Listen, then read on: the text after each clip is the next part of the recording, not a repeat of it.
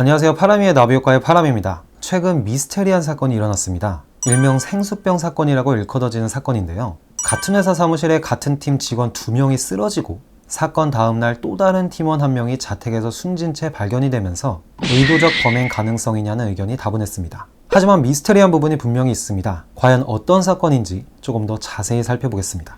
본격적인 이야기 시작하기 전에 영상 끝까지 시청 바라며 구독과 좋아요, 알림 설정까지 부탁드리겠습니다. 그럼 지금부터 파라미의 나비효과 이야기 시작하겠습니다.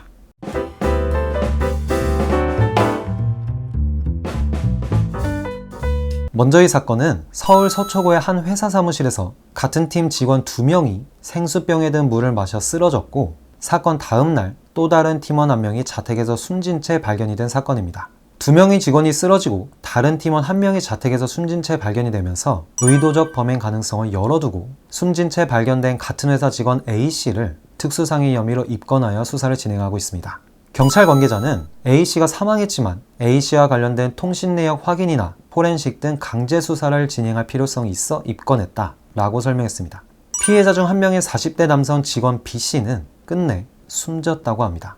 B씨는 재무 담당 팀장으로 A씨가 속한 경영기획팀은 B씨의 부서 산하에 있었다고 하며 또 다른 피해자인 여성 직원 C씨는 퇴원은 했지만 완전히 회복되지 않아 현재까지 원활한 조사를 받긴 어려운 상태라고 합니다. 국과수는 A씨에 대한 1차 부검 결과 A씨의 사인은 약물 중독으로 나왔습니다. 이달 10일에도 A씨와 과거 사택에서 함께 살았던 다른 직원이 탄산음료를 마신 뒤 쓰러졌다가 치료를 받고 회복한 일이 있었는데 이들이 마신 독극물은 A씨의 집에서 나온 독극물과 같은 종류인 것으로 경찰 수사 결과가 나왔습니다.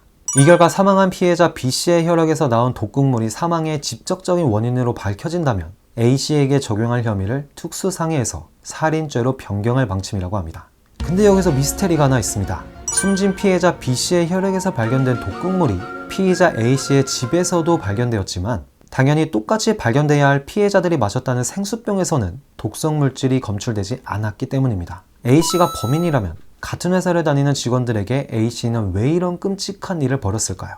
피해자 중 한 명인 B씨가 의식을 회복하지 못하고 숨지면서 사건이 미궁에 빠질 가능성도 있지만 최근 회사에서 A씨의 지방 발령 가능성을 접하고 불만을 품었을 수도 있다는 동료의 진술을 확보했고 이에 대한 사실관계를 확인하고 있다고 합니다. 다만 한두 명의 동료 진술로 동기를 확정 지을 순 없기에 모든 가능성을 열어두고 다각적으로 수사를 이어가고 있다고 밝혔습니다. 경찰은 현재 독극물이 피해자 몸속으로 들어간 경위를 밝히는 데 힘을 기울이고 있습니다. 생수병이 뒤바뀌었을 가능성도 염두하고 수사를 하고 있다고 합니다. 왜냐하면 사건이 발생하고 피해자들은 병원으로 이송되었지만 경찰 신고는 사건 발생 7시간 뒤에 이루어졌기 때문에 그 사이에 사건 현장이 훼손됐을 수도 있기 때문입니다.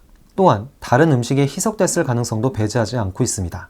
여성 직원의 경우 당일 생수뿐 아니라 커피 등 다른 것들도 마셨기 때문입니다. 또한 범행 동기 파악을 위해 피해자 주변인 조사와 독극물 구입 경위를 파악하고 있다고 경찰 관계자는 말했습니다. 하지만 사건이 발생한 사무실 내부에는 CCTV도 없어 생수병 반입 경로는 알아내기 어려운 상태이고 피해자 A씨의 집에서도 범행 동기를 특정할 만한 단서가 발견되지 않았기에 범행 동기를 밝히는 데도 어려움을 겪고 있습니다. 죽은 사람은 말이 없습니다. 같은 달에도 A씨가 독극물과 관련된 사건이 있었다는 것도 의심스럽고 A씨의 집에서 발견된 독극물과 B씨의 혈액에서 나온 독극물이 일치하지만 피해자인 B와 C가 마신 생수병에는 독극물이 발견되지 않았고 사무실 내부에 CCTV가 없었다는 점도 그렇고 A씨가 죽었지만 유서나 일기 같은 것들이 발견되지 않은 것도 이상하고 미스테리한 부분이 한두 가지가 아닙니다. 불만이 있어 이런 일을 벌였다면 그리고 사건을 벌이고 자신도 죽었을 정도라면 이 불만에 대한 표시를 하지 않았을까 개인적으로 생각합니다. 현재 가장 유력한 용의자는 A씨지만